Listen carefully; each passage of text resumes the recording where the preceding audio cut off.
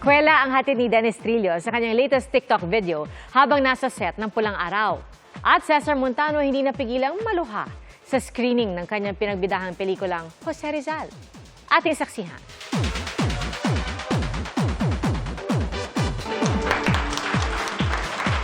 Nagtapos sa palakpakan ng screening ng digitally restored and remastered 1998 film na Jose Rizal sa Metropolitan Theater bilang bahagi ng Cinemalaya this year.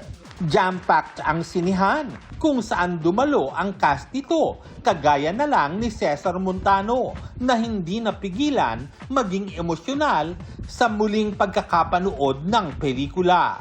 This movie was released about 26 years ago. Hindi ko akalain mapapaiyak pa rin ako eh. Sobrang ganda. Originally produced ito ng GMA Pictures, directed by national artist Marilu Diaz-Abaya at co-written by national artist Ricky Lee. And I'm very grateful na remaster siya. Inabangan din ang pagpapalabas ng eyewitness episode na Mud Dive ni Mav Gonzalez at ang Boat to School ni Howie Severino. Nagkaroon din ng talkback sa pagitan ni Howie at ng audience tungkol sa documentary.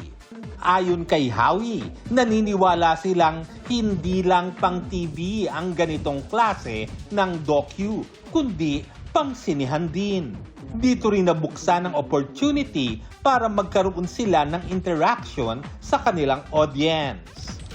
IG official ang sigaw ng fans sa bagong IG upload ni Rere Madrid. Spotted kasi sila ni Kai Soto na very cozy sa photo na may black heart. Ipinakilalang pinakamabagsik na karakter sa Pulang Araw. Siya si Colonel Yuta Saito, nagagampanan ni Dennis Trillo. Pero sa kabila ng kanyang tapang at angas on cam, ganito pala siya off-cam, kung saan ipinamalas naman niya ang kanyang kakwilahan sa bagong TikTok challenge. Biro pa niya. Alam na natin ang ginagawa niya kapag wala siya masyadong Japanese lines sa taping. Para sa GMA Integrated News, Lar Santiago ang inyong saksi.